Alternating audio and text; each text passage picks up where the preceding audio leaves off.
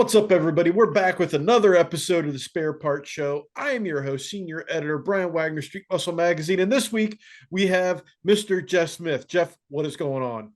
How's it going? How's it going? It's going well on my end. I'm back in home for a while. I've been gone for a couple of weeks, so finally back in my office, and not in Los Angeles anymore. A lot of people still think I live in LA, but I moved out of there 2 years ago to rural Iowa. There's something to be said about, we just saw each other at MPMC. There's something to be said about living in a rural area. Oh It yeah, just and it's very rural. My closest grocery store is 18 miles away. So, but I love it. It's fantastic, and for what I do, it works okay. Because I'm kind of stuck here in my office most of the time. Either that or out in my shop, and that was why I bought this place because it was a shop with a house attached, which is exactly what I was looking for. So worked out it, really well. it's nice when you stumble into those situations and it just kind of works out that way, right? Yep, it worked out really, really well. So then, of course, the shop wasn't near big enough. It was 50 by 30, and it still wasn't big enough. So we added on another 40 by 48. Just finished it about 3 or 4 months ago. Isn't it Yeah. wild how quickly you can fill up space you never thought Oh, you could fill up? I had a 40 by 30 shop at my house in Los Angeles in Northridge, but it had a second story where it was just full of parts. And but this place was just one floor. Is they call them pole barns in the Midwest, and it's great. It was wonderful, but boy, it filled up in a hurry. Because you have to here, you really need to keep all the cars inside. Whereas before, I could have them in a carport or something, but the weather is so rough here that you need to. I got caught. I left my S10, my little V8 S10 outside, and we had a mild hailstorm. Well, I had put an aluminum hood on it. May just mangled the hood. All the other cars were fine that were outside, but the aluminum hood took a hit. So learned my lesson.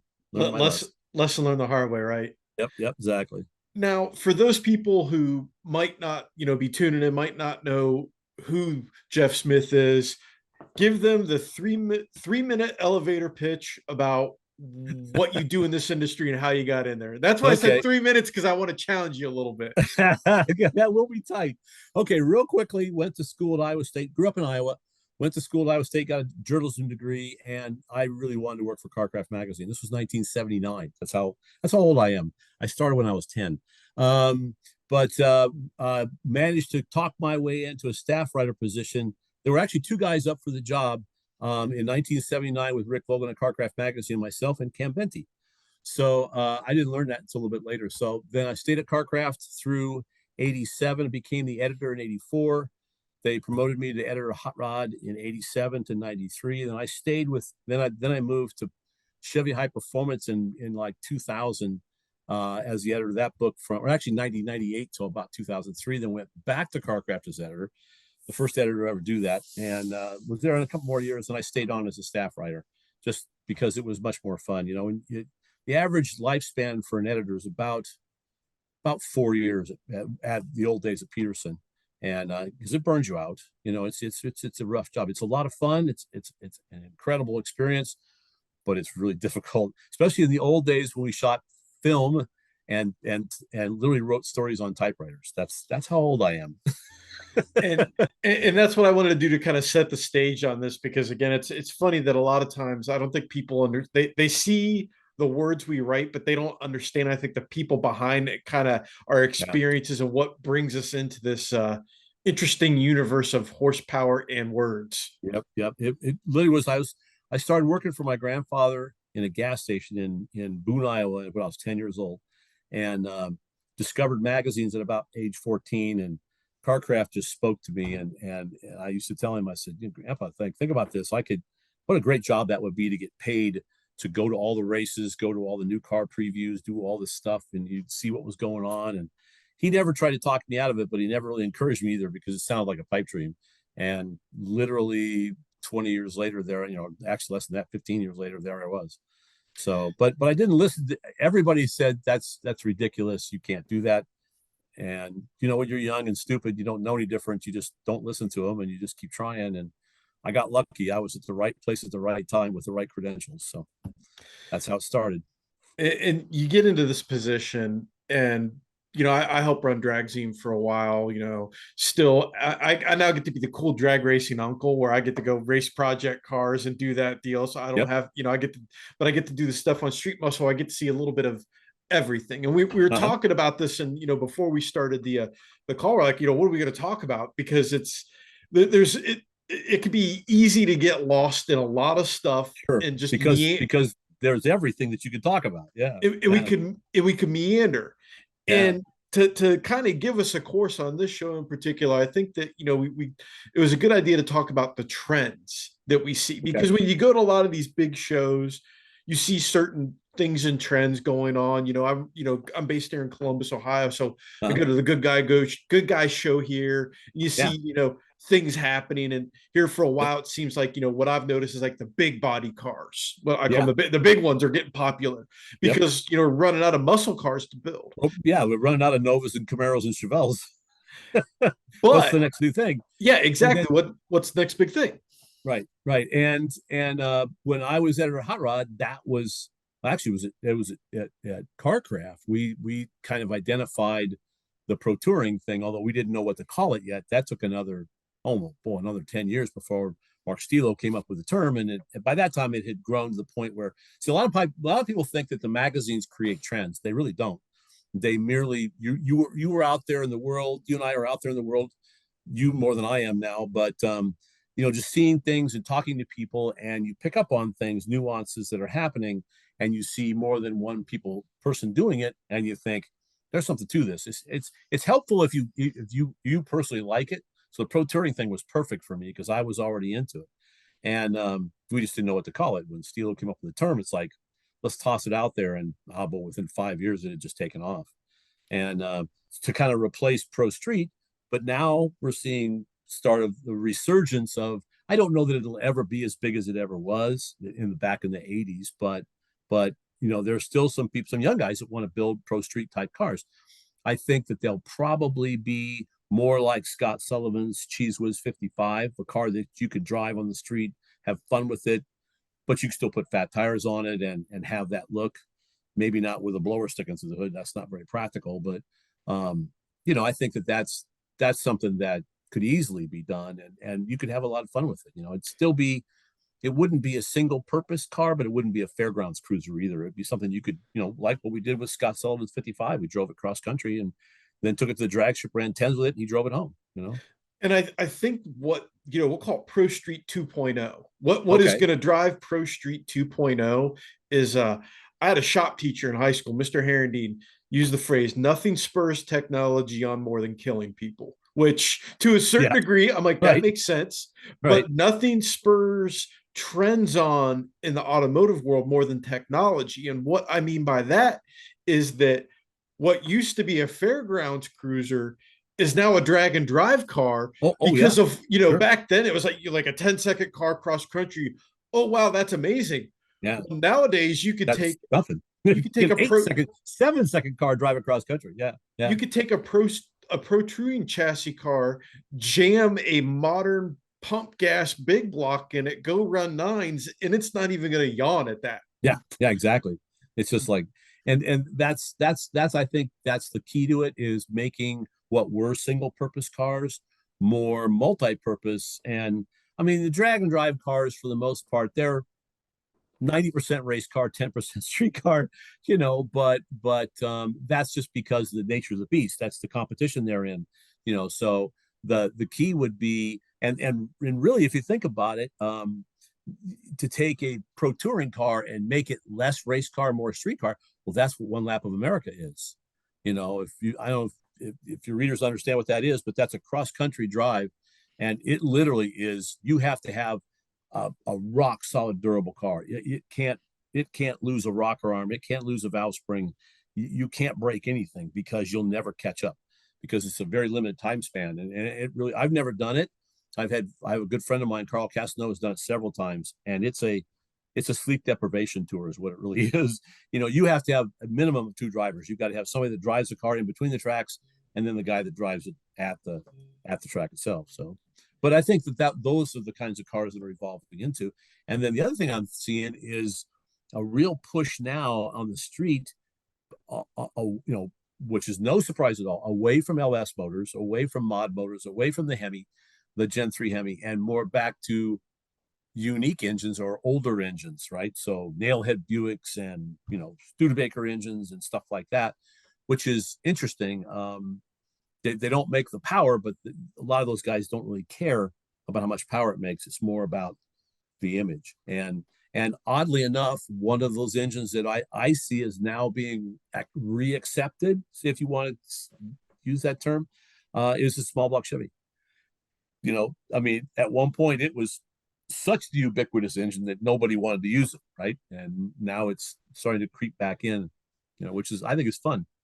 It comes down to technology, because now, it's evolution in technology, where you used to go to the junkyard, you can find small block Chevys. Well, then they got picked over, then you went to LSs. Well, now you have affordable, like with what Summit's making their Yeah, affordable repop small block Chevy deals. sure. And Yeah, then you circle that block with the modern technology, and all of a sudden, again, it's like you have these undreamt of small block Chevys that you could build, yeah, and people are just, they're stuffing them into anything and everything. And I also agree with the we'll say the more one-off engines. You're starting to yeah, see again, I think, where parts are being able to be developed for those now on yeah, a cheaper scale. yeah. That's why you're seeing those come back again. Jack Chisenhall won the Amber Award last year with his, I think it was a 32, if I recall, Roadster.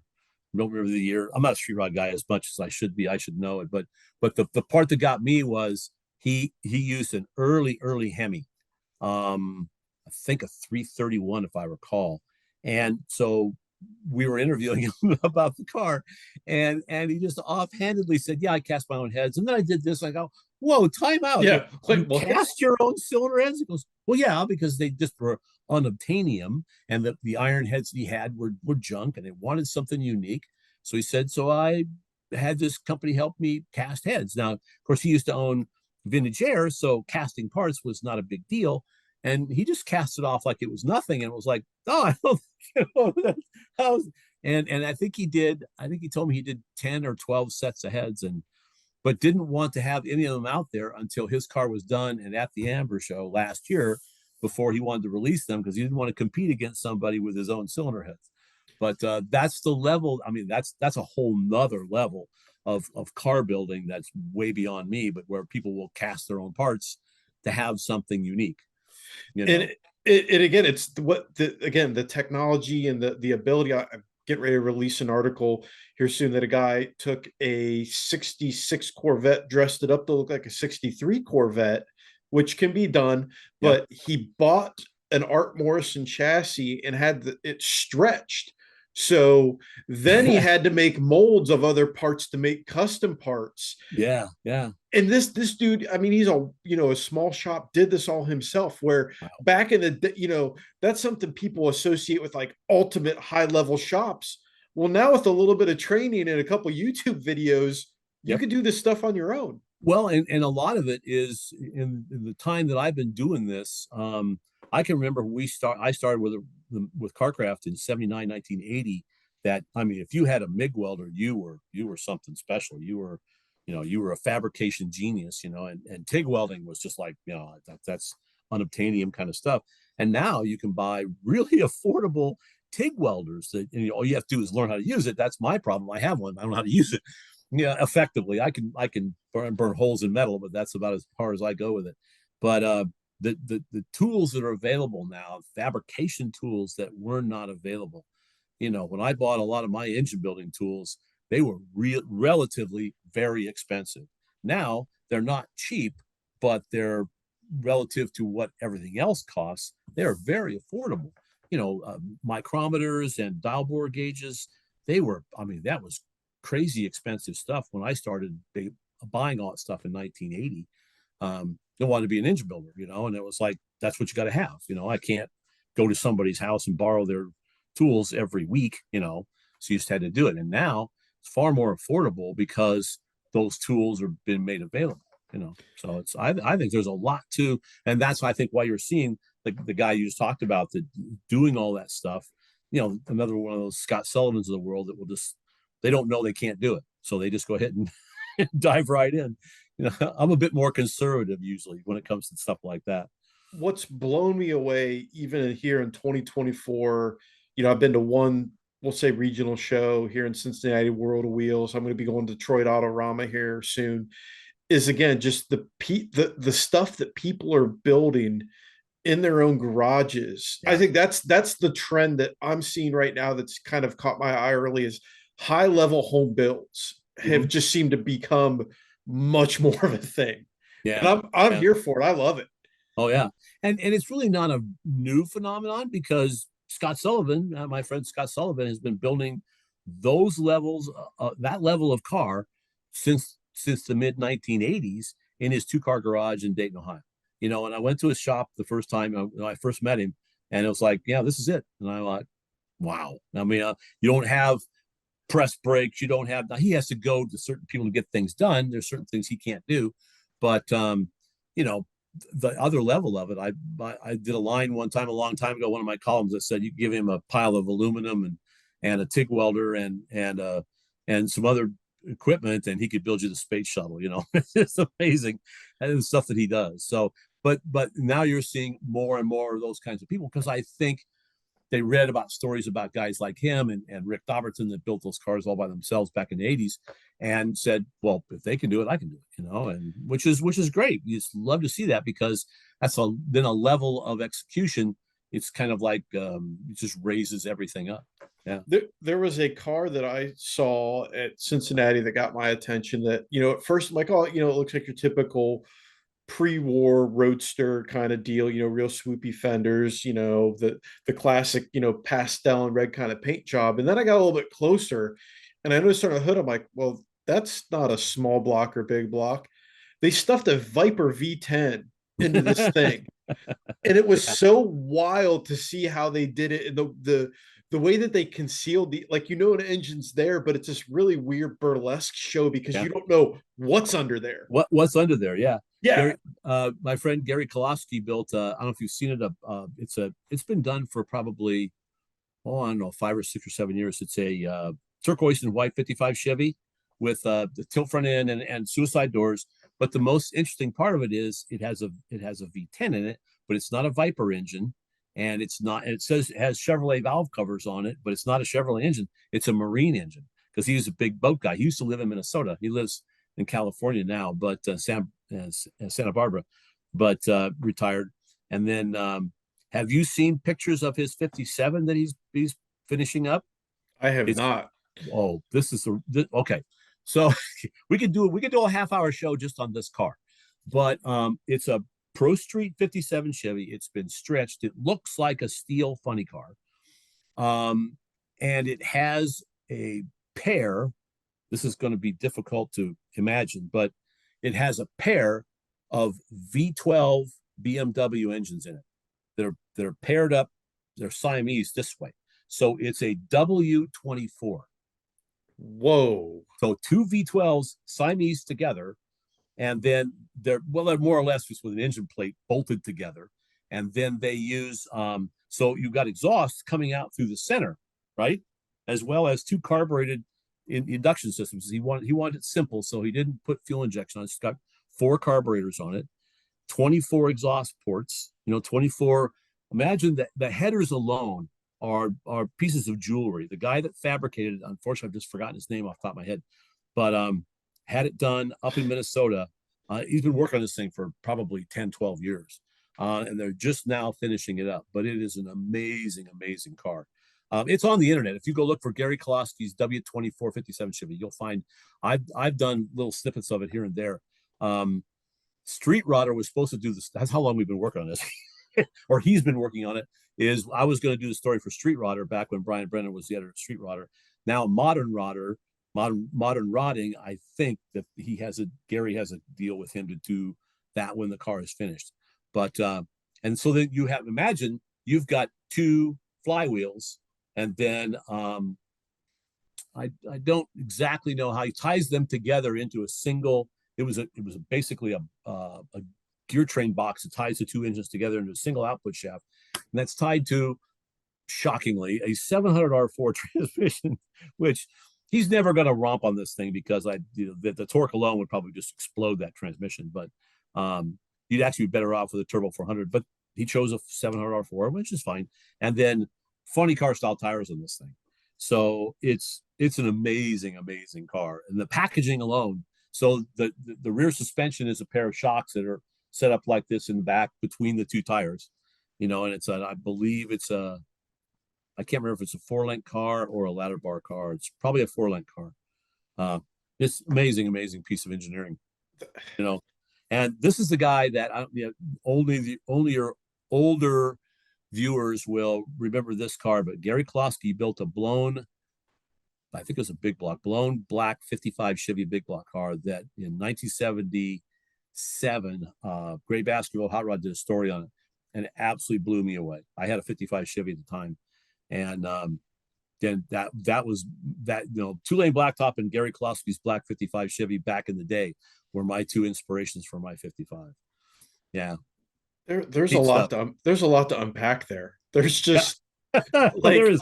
You could do a whole story just on Gary's 57, the W24. I mean, it's just, and they're two BMW engines, and you can buy them in the junkyard for virtually nothing because the people, those cars, I think they have transmission problems, and the transmissions cost more than the cars are worth, so people just junk them. So he said they're everywhere. You can find them for $500. You know, I just would love to have been a fly on the wall when he brings that thing to the exhaust fabricator well, and to yeah, the and guy who that built the car also did the headers, and I've got photographs of because I've been shooting the car along its way, and I can't tell you how many pieces. It might be like 175, 200 individual pieces that you have to puzzle fit together, and certain places you have to flange it because it goes what would it be 24 into I'm not gonna try to do the math on how it goes because it'd be 8 or it'd be 12 into 12 into 6 into and those three then go into one goes into one or two. So it's insane. I mean, the piping alone is just mind boggling. yeah, like I'm gonna have to sit down and like kind of like I'm gonna have to go on a little hunt to find that because It's I'm pretty that's sure it's on wild. the internet. It has to be because I've done a couple little things on the car here and there. Just little sneak previews of stuff, and it's been out long. I've known about it for at least I don't know 5 or 6 or 7 years. I have to ask Gary.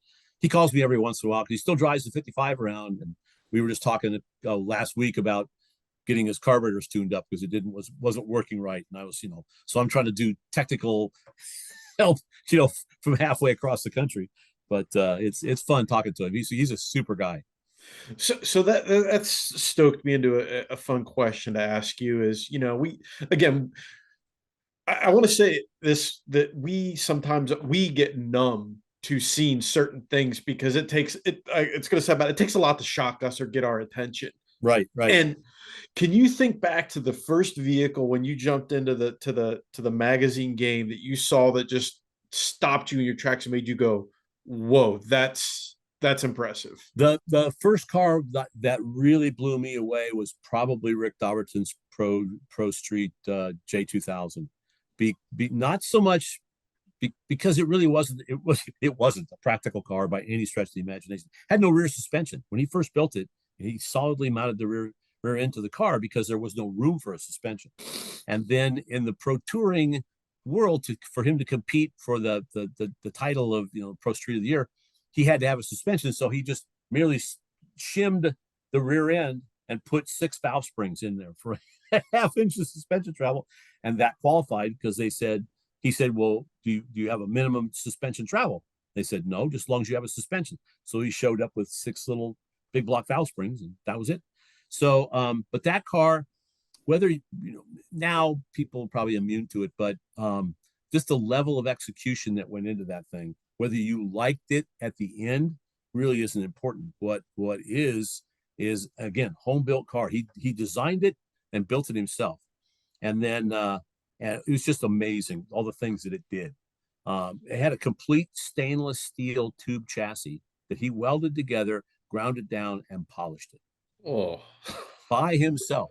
I mean, unbelievable. Because he says, oh, it wasn't a very good TIG welder. I said, why did you go to all this effort? He said, well, I wasn't a very good TIG welder. So I wanted the welds to look good. The only way I could do that was to grind them down. Sometimes I had to weld it again, grind it down. True welders don't do that, but he's a home builder. And he said, then once I had done one seam and it looked so good, well, then I had to do all the rest of them. There were, I don't know, 1,500 seams in this thing, whatever it was. And so he ground them all down and then polished them. And then had to polish the rest of the chassis. That I mean, that alone just blew me away. And then that was just one piece of the whole execution. There were all kinds of little innovations on that car that people get lost in the overall image of it. It was a J2000. We shipped it to, or he took it to GM, and they photographed it. We talked to GM into photographing it for us in the GM studio because it was cheaper than going all the way to California. So because they helped him with the car. I For me, I'm always amazed now by some of the resto mod cars that Yeah, I am by far like my little squirrel brain's got so much packed into it that I'm like my dad can look at a car and tell you year, make, model, all the options, everything about it. I yeah, can't. yeah, But what gets me are like these resto mod cars that I have to do a triple take on because I'm like, wait a second, that's how close is that to original? You start really poking into some of the details. And the one that got me was one of the cars at Cincinnati had what from a distance it looks like, oh, it's like a OEM style wheel on it, with the wheel yeah, cover. yeah. Well, I get up on it, I start reading the brag board, and it was basically an entire billet wheel that they had machined to look Wow. like it was like an old Cadillac wheel. Okay.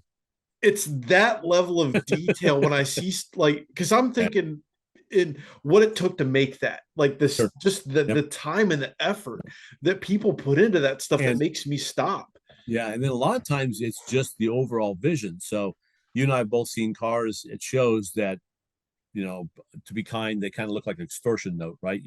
It's a hodgepodge of different things, and it just doesn't fit together. Then you got a car like Scott Sullivan's 54. He just finished a couple of years ago, and that I wrote the story for Hot Rod on that car, and um, my intro basically said, you got pro touring cars, you've got pro street cars, you got custom cars, you've got all these different values, but but just take those three because that car, that 54, really could. It's a custom because he's modified the body substantially. Um, it's a pro street car. It's got these giant fat tires, but yet it's a bit of a pro touring car because it's got a LS 427 in it with a 6 speed and drives the wheels off.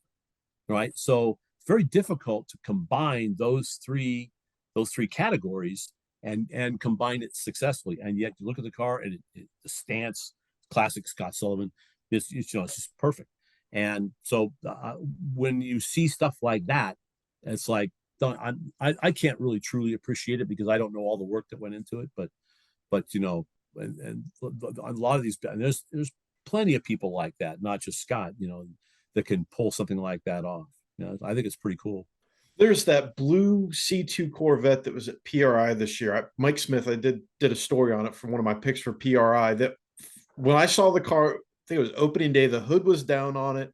I saw it from a distance. I was like, oh, hey, it's a really clean, restoration job with some nice wheels on it. Mm-hmm. And then I start walking up on it, and I start seeing like the little details. It's LS swapped, but it's the way that he packaged it. It looks like it belonged in there. Just the interior modifications. To me, I think that goes hand in hand with you talk about where we saw the trend. We're starting to see people use more of the original style engines, that we're seeing people that are recreating cars that are very drivable, but Yeah. look very, very period correct. Yeah, yeah, yeah.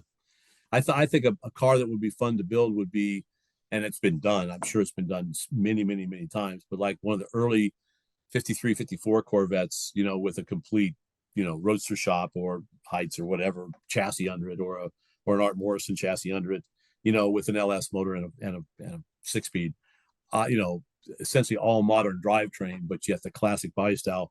with just the right stance and maybe even a wheel that looks stock, because I saw a drawing on Facebook about a year or so ago of a 67 Chevelle, and they had put the bigger wheels and tires on it, but had it, in the drawing. You can do whatever you want, but he put the dog, looked like stock wheels with the original 67 Dogfish hubcaps on it. And I thought, how unique, how interesting, how much fun is that? When in reality, in 1967, I'm like, well, that's boring. Stock wheels and tires. Everybody wants to put something different, but now you've almost come back the other way. Where There's now people are making it look like it's stock, even though it isn't. there's a chassis shop down in North Carolina that just finished up a big old blue Impala that has the dog dish style wheels on it. However, they took one of those and they narrowed it in the front to make it look like a skinny. So if Yeah, you see it from the side, it looks just like, oh, it's, yeah, oh, yeah, it's just then you start looking, you go to the back a little bit, then you realize that the real one to fit that 315, they widened it. yeah, And it's those kind of little details and stuff like that that really make a car, it yep, makes it stand out. yep. And you have to really know quite a bit in order to really appreciate what they've done, or if they're willing to answer your questions of, okay, what did you do here, because this is not stock, that kind of thing. So and the better informed are, you can pick them out. You can say, well, okay, you did this, you did this, you did this, that's cool.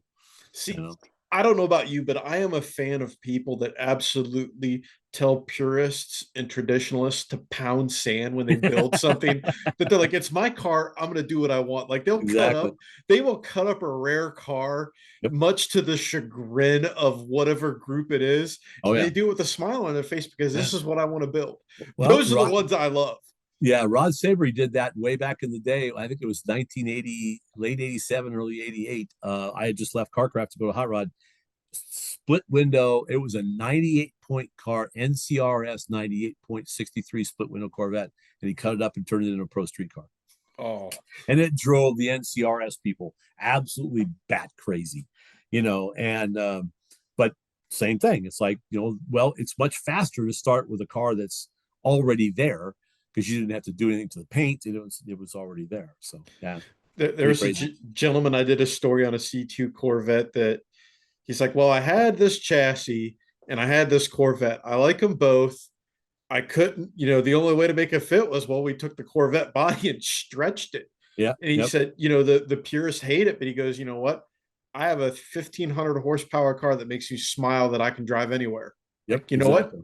That's all And you need. and think about it. If everybody was a purist, it'd be a boring world.